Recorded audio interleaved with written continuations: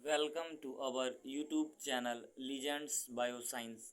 Online के इस क्रम में आप सभी का हार्दिक अभिनंदन है। हमारा आज का टॉपिक है कंट्रोल ऑफ पॉपुलेशन, जनसंख्या वृद्धि पर नियंत्रण। इससे पहले के टॉपिक में हमने जनसंख्या वृद्धि के बारे में चर्चा की थी। जनसंख्या विस्फोट तथा कितने विस्फोट कब कब हुए, इन सभी पर चर्चा हम कर चुके हैं।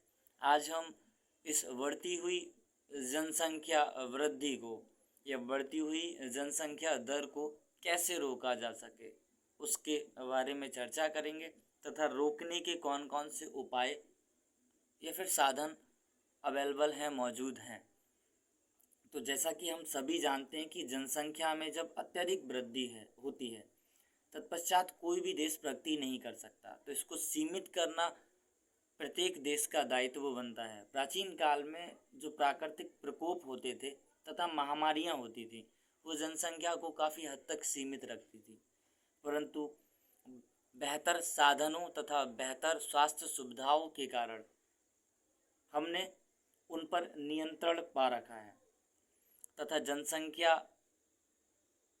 वृद्धि को ऐसे ही बनाए रखा है, जिसके कारण मृत्यु दर में कमी आई है और जनसंख्या वृद्धि जारी है।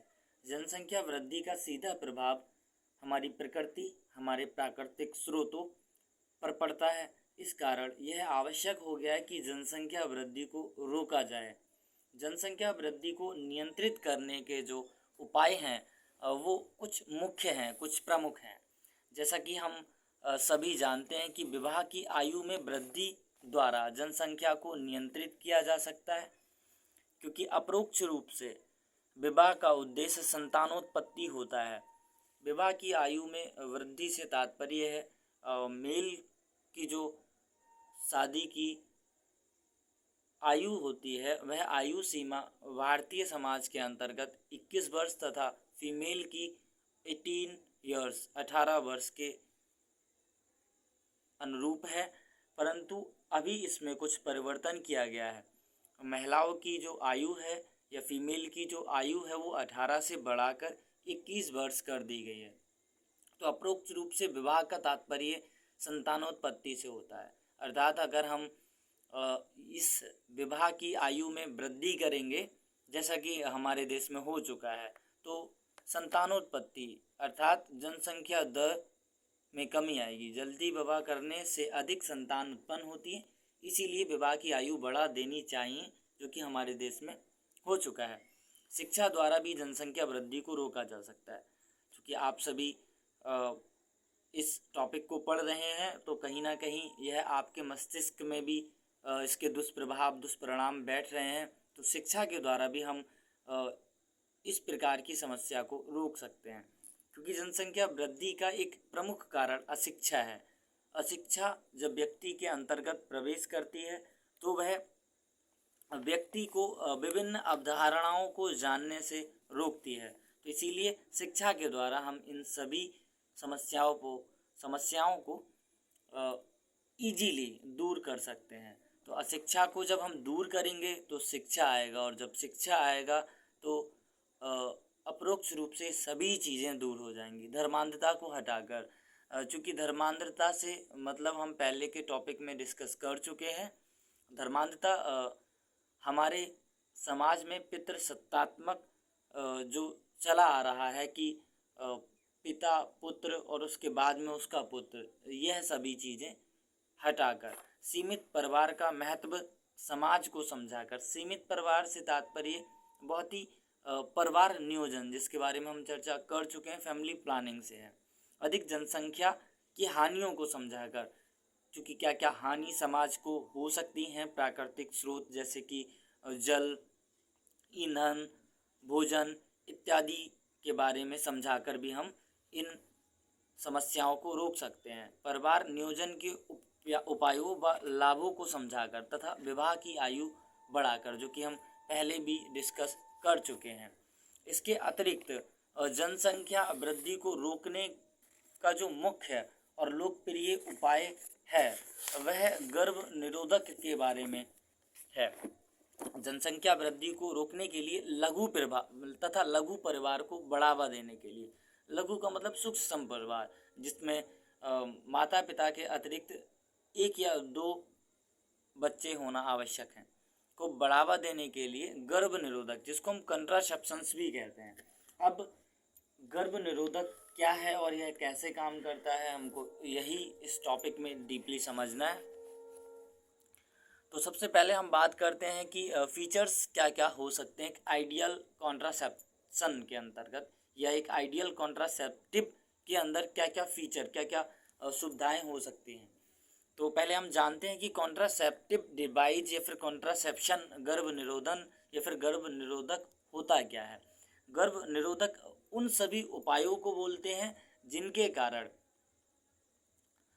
फर्टिलाइजेशन या फिर निषेचन की संभावनाएं या तो कम हो जाती हैं या फिर शून्य हो जाती हैं। तो क्या क्या एक आदर्श गर्भ निरोधक के अंदर गुण होने चाहिए वह हम समझते हैं। It should be user friendly, यह उपभोक्ता जो कि उसको उपयोग करता है उसको फ्रेंडली होना चाहिए, उसको कोई प्रॉब्लम नहीं होना चाहिए। इजीली अवेलेबल, हमारे समाज के अंदर वह गर्भ निरोधक, वह जो भी हो, चाहे वो कोई गोलियों के रूप में हो या फिर वो बैरियर मेथड्स के रूप में हो, जिसके बारे में हम आगे चर्चा करेंगे, वह इजीली अवेलेबल होना चाहिए मार्केट के अंदर। इफेक्टिव, प्रभावकारी होना चाहिए।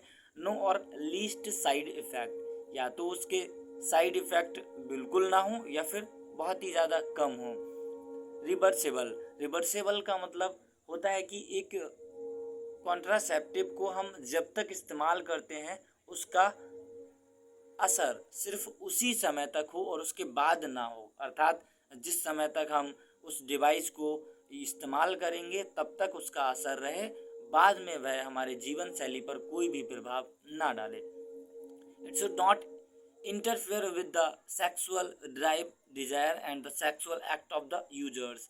जो उपभोग करता है उसका सेक्सुअल ड्राइव या फिर डिजायर, जो भी उसकी इच्छा है, लैंगिक इच्छाएं हों, उनके अंदर कोई भी बाधा, कोई भी इंटरफेयर ना करने पाए।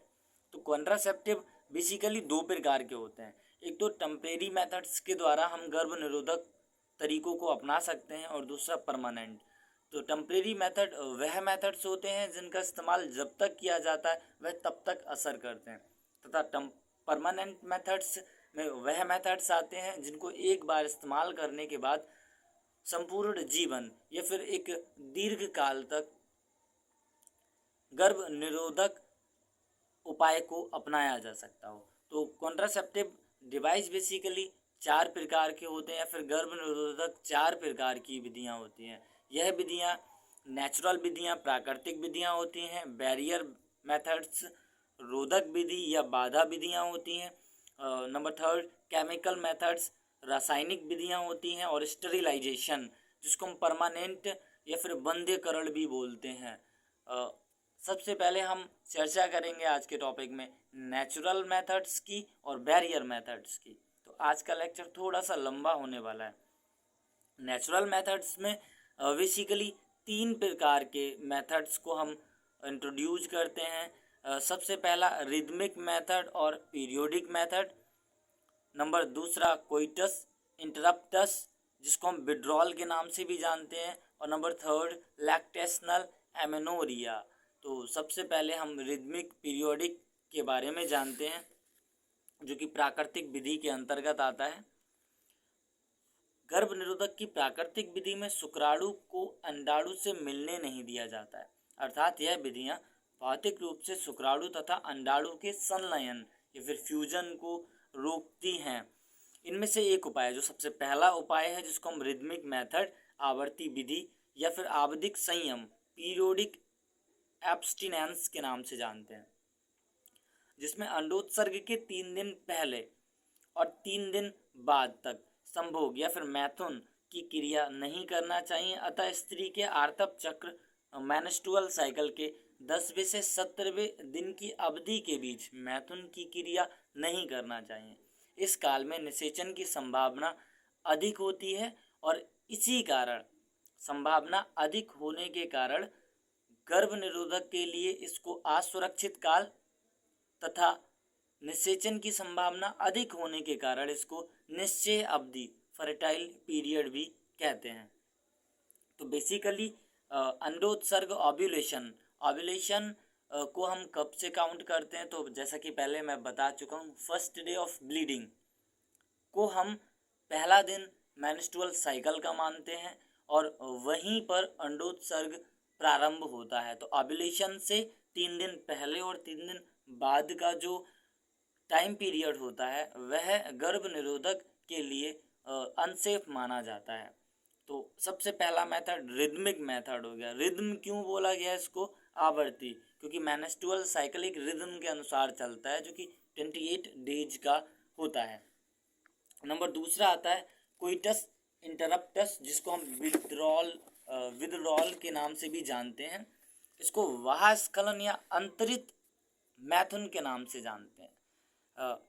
यह भी एक प्राकृतिक गर्भ निरोधक की अन्य विधि है। इस विधि में संभोग मैथुन की क्रिया के दौरान वीर्यस्खलन जो कि सीमेन एजैकुलेशन होता है उसको योनि मार्ग में ना करके योनि मार्ग के बाहर अर्थात वल्वा या फिर वजाइनल कैविटी के अंदर सीमेन एजैकुलेशन ना करके आउट ऑफ बॉडी के बाहर किया जाता है।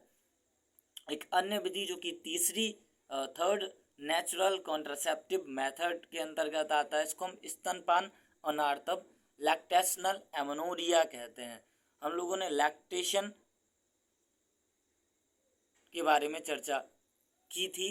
तो हम जानते हैं कि प्रसव के बाद डिलीवरी के पश्चात लैक्टेशन दुग्ध स्रवण की क्रिया स्टार्ट हो जाती है, जिसके अंदर प्रोलैक्टिन नामक हार्मोन और एस्ट्रोजन और काफ़ी सारे हार्मोन्स के बहुत सारे रोल होते हैं। तो स्तनपान अनार्तव अर्थात प्रसव के बाद स्त्री जब तक बच्चे को स्तनपान कराती है तब तक अंडोत्सर्ग और आर्तव चक्र प्रभावित रहते हैं, अर्थात यह आरंभ नहीं होते हैं। तो इस दौरान गर्भ निरोध आसानी पूर्वक हो सकता है, अर्थात अगर मैथुन की क्रिया इस काल में की जाए, यह काल लगभग 4 से 6 महीने तक होता है, इस काल में अगर की जाए तो आसानी पूर्वक गर्भ निरोध किया जा सकता है। एक इम्पॉर्टेंट चीज़ नेचुरल मेथड्स के अंतर्गत हमको जान लेनी चाहिए, यह सभी विधियां जो हैं इनमें किसी दवा या साधन का उपयोग बिल्कुल भी नहीं किया गया है, इसीलिए इनके दुष्प्रभाव लगभग शून्य हैं, साइड इफ़ेक्ट और लेस, बट इनका जो असफल रहने के जो दर है वो काफ़ी हद तक बढ़ जाती है, काफ़ी अधिक हो